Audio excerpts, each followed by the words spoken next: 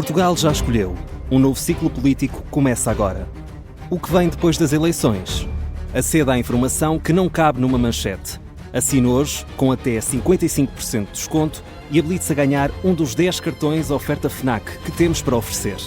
Tudo em observador.pt. Ora.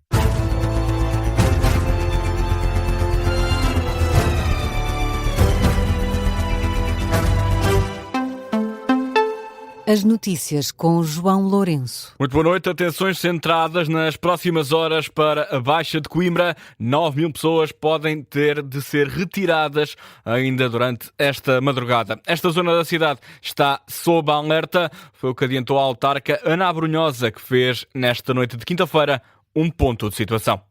Das 7 zonas de inundação, nós estamos a falar de cerca de 12.500 pessoas. Mas aí eu já estou a falar o total.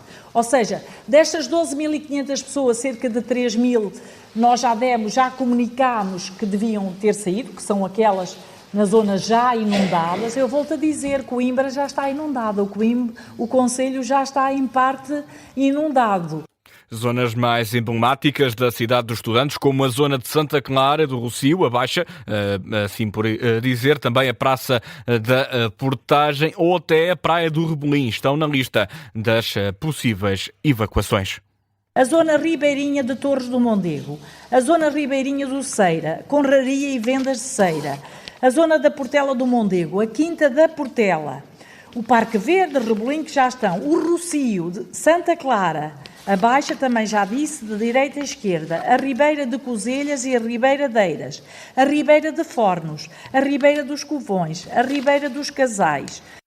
O município de Coimbra fez saber, de resto, que todas as escolas do concelho vão estar encerradas já esta sexta-feira. Também tivemos a notícia que a Universidade de Coimbra também estará fechada devido a estas ameaças de mau tempo. Ora, a preocupação com o transbordo da barragem da Aguieira, uma barragem que entrou em funcionamento há 45 anos e que continua a ser a principal forma de controlar as cheias no Baixo Mondego. Nem sempre foi assim. O repórter Luís Soares foi ao encontro de quem ajudou a construir esta infraestrutura, uma barragem que também serviu de cupido. A casa onde eu namorava era aqui. A minha mulher ia lá por cima para a varanda e eu punha cá debaixo da estrada a espreitar. Com a ajuda de uma régua, Jaime Vitorino aponta para uma fotografia a preto e branco. Vê-se a casa onde, há mais de 45 anos, namorava com a ainda agora mulher em Foz do Dão, uma aldeia que foi engolida pela água do Mondego depois de ter sido construída a barragem da Aguieira. A Foz do Dão era uma aldeia bonita, a pena era um ponto de turismo. Temos ali o quadro, foi para aquilo ter ido desaparecer, mas a lei da vida... Agora a barragem protege Coimbra, mas Jaime Vitorino explica, o Rio Mondego tem uma personalidade muito própria. A barragem ajuda muito, pronto, a barragem ajuda muito, mas é aquilo que eu digo. A Serra da Estrela manda muito, a neve manda muito, ajuda muito, porque se aquilo estiver cheio de neve, o Rio Mondego fica doido, não há barragem nenhuma que o vento. De resto, antes de haver barragem, Jaime Vitorino lembra que a Baixa de Coimbra costumava inundar. Basta que a Baixa de Coimbra também ficava tudo alagado. De onde a Estação Nova e aquilo tudo, o Banco de Portugal, aqui ficava tudo inundado.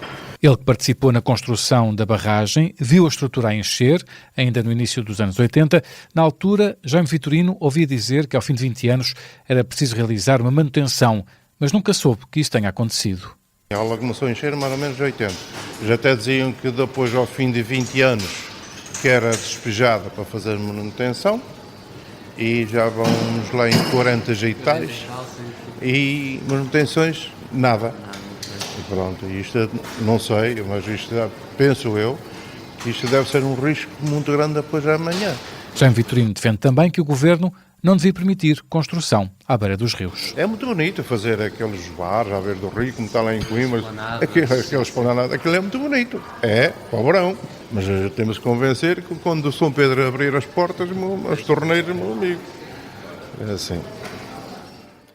Repórter Luís Soares, numa barragem que está sob alerta nas próximas horas por causa do agravamento do estado do tempo e consequente necessidade de mais descargas que podem afetar, sim, a cidade de Coimbra, a zona ribeirinha da cidade conibricense. Volto a relembrar, 9.000 pessoas podem ter de ser retiradas nas próximas horas devido às cheias. Não é só o Mondego que está a causar grandes transtornos. Grande Lisboa e Península de Setúbal estão sob aviso durante as próximas horas devido à chuva intensa que já se faz sentir e ao nevoeiro. O risco de cheias é elevado, é o que alerta Mário Silvestre, Comandante Nacional da Proteção Civil.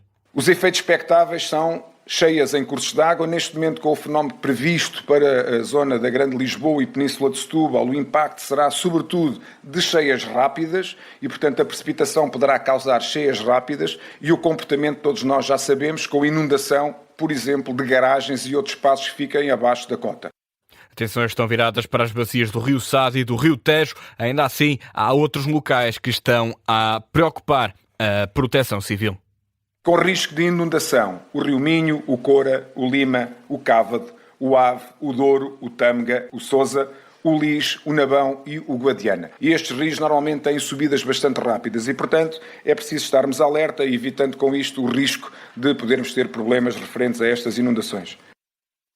Recomendações da Proteção Civil. Mário Silvestre alerta ainda para a possibilidade de deslizamentos de terra. O apelo à população mantém-se. A Proteção Civil pede que sejam evitados comportamentos de riscos. Também o vereador da Proteção Civil de Lisboa, Rodrigo Melo Gonçalves, deixa recomendações à população. As pessoas devem restringir-se às tarefas básicas nas próximas horas. Evitar deslocações desnecessárias. Evitar também zonas em que tradicionalmente ocorrem esses episódios de cheias rápidas. Convidar também aqueles que circulam nas vias a circular com precaução redobrada devido à chuva e ao vento. O município de Lisboa garante que o sistema de monitorização está totalmente operacional. E o Presidente da República teme que o país volte ao déficit. Alerta para os custos elevados da recuperação do país na sequência destas sucessivas tempestades. Uma recuperação que vai ser longa e difícil para as autarquias e para o próprio Executivo. É o que acredita Marcelo Rebelo de Sousa.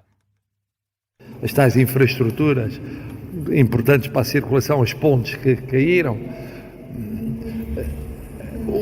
tudo isso somado exige não só mais dinheiro, mas mais tempo.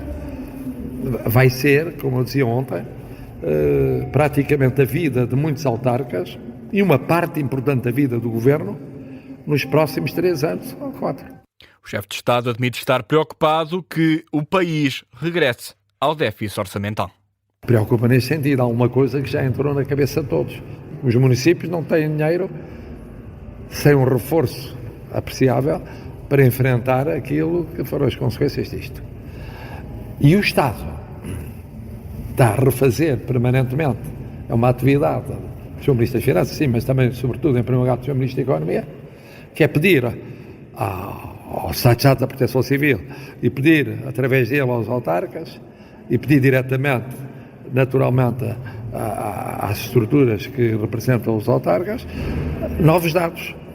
Como é evidente, há um desvio de fundos europeus que, em muitos casos, estavam pensados para outras coisas importantes para o crescimento do país. O Presidente da República, no dia em que o Governo anunciou que vai preparar um plano de recuperação e resiliência especialmente dedicado à reconstrução do país. E a TAP está a reforçar voos de Lisboa-Porto por causa do corte da A1. A parte do piso abateu na madrugada de quarta para quinta-feira entre os nós de Coimbra Norte e Coimbra Sul. De acordo com a agência Lusa, mais de 7 voos da TAP por semana e o aumento da capacidade em alguns horários. Já nos serviços rodoviários, concretamente os autocarros, a Rede Expresso esclarece que as viagens entre Lisboa e Porto estão garantidas por vias alternativas, apesar do corte desta autoestrada número 1. A Brisa ainda não tem prazo para reabrir esta autoestrada. E os trabalhadores afetados pelo mau tempo que estejam em layoff vão receber menos do que se pensava. Vão ser 2/3 do salário, em vez da totalidade. Num esclarecimento, o Governo explica que o pagamento pelo Estado vai ser de 80% e só dura 2 meses. Depois disso, aplica-se o que está na lei, ou seja, 70% pagos pelo Estado e 20% pela entidade empregadora. Pedro Passos Coelho critica a resposta do Estado às tempestades, diz, no entanto, que não dá conselhos a quem não os pede. O antigo Primeiro-Ministro considera que, depois da fase crítica, vai haver um momento em que a organização do Estado deve ser avaliada. Terá de haver, claro, um tempo em que outras considerações possam fazer sobre a maneira como o Estado está organizado. Mesmo quando tem funções regulatórias, é patente que o Estado não exerce essa função regulatória adequadamente. Há reguladores que talvez não estejam a impor as obrigações de serviço público que são necessárias. Eu sou daqueles que defende que o Estado não deve fazer tudo. A produção pode estar por conta de terceiros, mas tem de ter uma função forte, reguladora, fiscalizadora, e tem de impor que as obrigações de serviço público estejam garantidas. Nós hoje em dia vemos que às vezes isso não acontece. O antigo Primeiro-Ministro considera que algumas vezes os privados não cumprem as funções que lhes são confiadas pelo Estado em momentos importantes e decisivos para a vida das pessoas. E Moçambique está sob o aviso vermelho face a um ciclone tropical no sul do país. A tempestade agravou-se, com ventos a atingir os 165 km por hora e chegarem aos, neste caso, de ondas a chegarem aos 12 metros de altura. À passagem por Madagascar, este ciclone causou já 36 mortos e vários desalojados. As autoridades moçambicanas apelam assim para que a população das zonas costeiras sejam retiradas de casa. Ponto final neste noticiário da 1 da manhã. As notícias na Rádio Observador regressam à 1h30.